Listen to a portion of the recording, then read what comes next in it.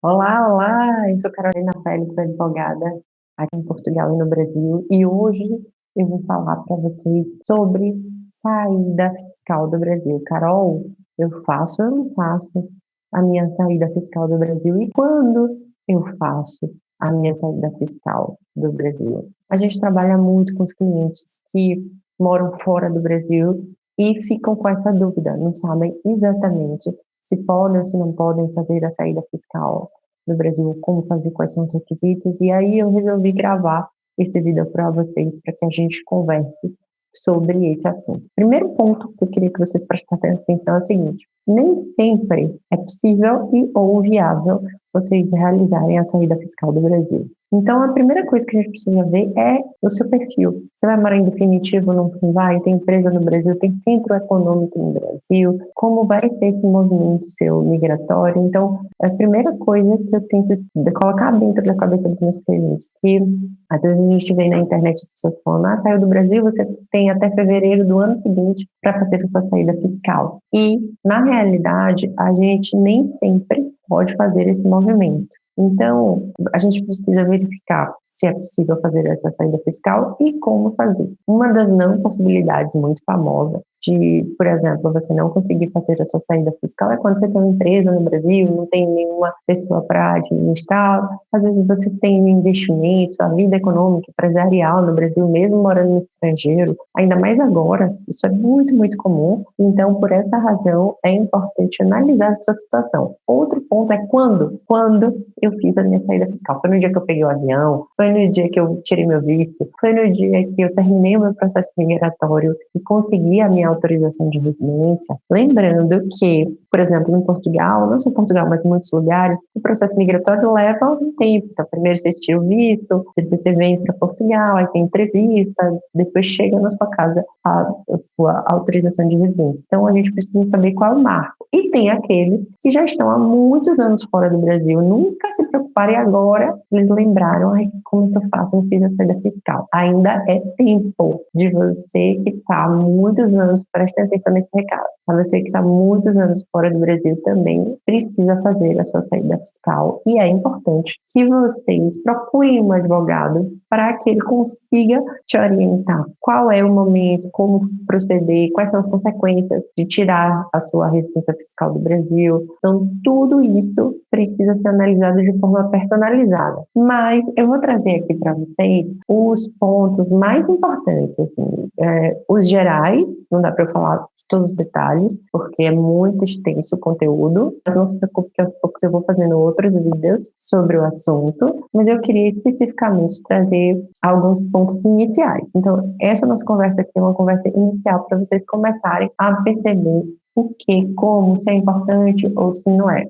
O primeiro ponto, depois que você percebeu que nem sempre você vai fazer sua saída fiscal, você precisa primeiro de uma análise, é você entender como você vai funcionar fiscalmente no outro país. Então, mesmo que você seja estudante aqui em Portugal ou em qualquer outro país, se você, mesmo não tendo atividade financeira nesse novo país, existem países como Portugal que tem uma regra que se você passar mais de 183 dias naquele território, você já se torna residente fiscal. Então, tudo isso tem que ser levado em consideração. Às vezes você vai como estudante, você não está exercendo uma atividade econômica naquele país, mas não é o exercício da atividade econômica que vai caracterizar ou não a sua residência fiscal nesse novo país. Não é só isso. Ou vocês, antes de virem mudar de país, vocês têm um contrato de trabalho nesse novo país que vocês vão. Então, muitas vezes, antes de mudar para esse novo país, você já tem residência fiscal, em especial se for contrato de trabalho, porque a empresa, por exemplo, portuguesa, que te contratou, ou australiana, ou canadense, né, como chama lá no Brasil, se ela te contrata, ela vai comunicar à autoridade tributária, vai recolher para a Segurança Social, ou para a Previdência,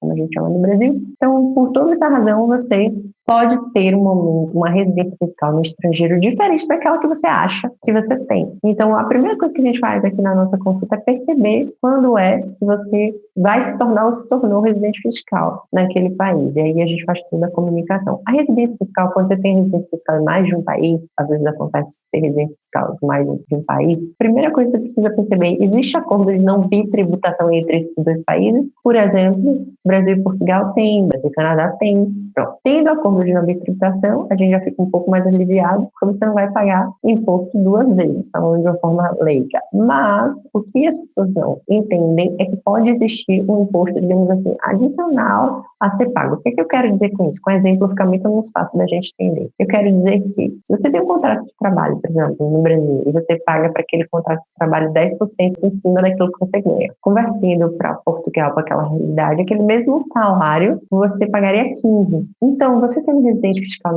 nos dois países, pode ser que você tenha que pagar esses 5% que Portugal taxa sobre aquele mesmo rendimento, nesse caso estrangeiro barra brasileiro. Por isso, a gente precisa fazer essa análise. Então, a primeira questão que a gente precisa entender é que o não ser bitributado não significa que você não vai pagar, entre aspas, esse imposto adicional. Para tentar falar de uma forma bem fácil e ilustrativa para vocês perceberem. Então, o acordo de não bitributação, obviamente, ele protege, não são todos os rendimentos que eles são abarcados, depende de país, depende do tipo de rendimento, mas, contudo, todavia, ele ajuda imensamente e pode acontecer de você só ter que pagar, entre aspas, essa diferença, esse montante adicional. Então, esse é o primeiro ponto que a gente precisa analisar caso você tenha uma dupla residência fiscal. Qual é o procedimento para fazer a saída fiscal lá do Brasil? Porque hoje eu quero falar de coisas mais básicas. Eu aprofundei um pouco sobre a relação da dupla, da não bitributação. Contudo,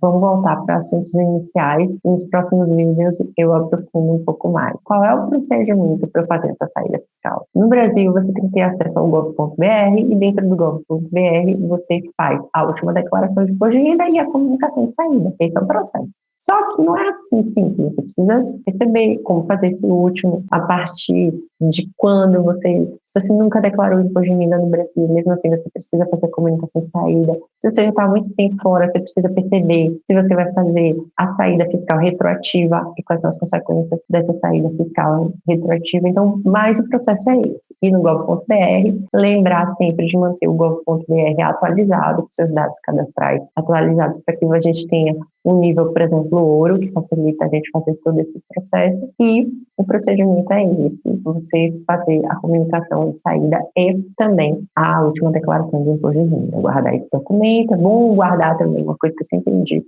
aos clientes: a primeira autorização de residência, a passagem aérea, o visto de entrada, o carimbo, desculpa, o visto não, o visto também, mas eu quis falar o carimbo de entrada no território junto com o visto. Então, tudo que comprove que você fez essa mudança, se foi nessa mudança, ou se você teve um contrato de trabalho anterior à sua vinda, você também tem que guardar essa comprovação para você caracterizar quando você se tornou residente fiscal nesse novo país, certo? Por isso, é importante a ajuda de um profissional, porque são muitas variáveis, sabe? Eu trago para vocês aqui um entendimento inicial, que é bastante importante vocês terem esse entendimento inicial, mas ele não é suficiente. Então, depois eu trazer mais coisas para a gente ir ali conversando. Contudo, é importante vocês terem esse marco. E por último, a última mensagem que eu quero deixar nesse vídeo, que depois eu vou deixar outros vídeos com mais mensagens, vocês precisam começar a pensar no seu planejamento fiscal no mesmo momento que vocês começam o seu processo de visto, de autorização de residência, porque muitas pessoas deixam para quando chegar no país de destino, começar a se preocupar com a questão fiscal, ou quando tiver que fazer imposto de renda no seu país de destino, começar a se preocupar com a questão fiscal. E o que acontece? Eles perdem prazos referentes a benefícios fiscais nesse novo país, esses prazos da saída fiscal. Então, não é depois, é no momento que você faz o seu processo migratório, você começa também a se organizar para saber como é que é a parte fiscal, porque às vezes vocês perdem prazo, se vocês não combinam. Como a gente trabalha aqui com a parte migratória e com a parte fiscal, a gente consegue, quando o cliente vem só querendo autorização de residência, já organizar a vida dele na área fiscal, e isso é bastante importante. Também não saiam trocando endereço novo, no novo país, novos documentos. Tenham um pouco mais de calma, paciência. Procurem um advogado especializado na área fiscal. Às vezes os advogados que trabalham especificamente com a área migratória, porque trabalham obviamente com a área migratória, acabam não tendo o conhecimento necessário, profundo, para a questão fiscal. Então procure alguém que tenha uma orientação fiscal, para que depois isso não saia mais difícil. E a última coisa, não é porque você vem como estudante para Portugal, para qualquer outro país que seja, que você não tem que pensar nesse seu planejamento fiscal, saída fiscal ou benefício fiscal. Tem também, porque a residência fiscal, ela não é apenas com relação à sua atividade econômica, ela também está ligada à sua residência civil, à sua mudança de país. Se você passa mais de 183 dias, por exemplo, em Portugal, você se torna residente fiscal. Então, se você é um estudante, passou 183 dias em Portugal, você se torna residente fiscal. Então, não é ligado à atividade econômica. É uma ideia que as pessoas têm muito profunda de que a parte fiscal, a residência fiscal internacional, ela acontece quando você tem uma atividade econômica nesse novo país.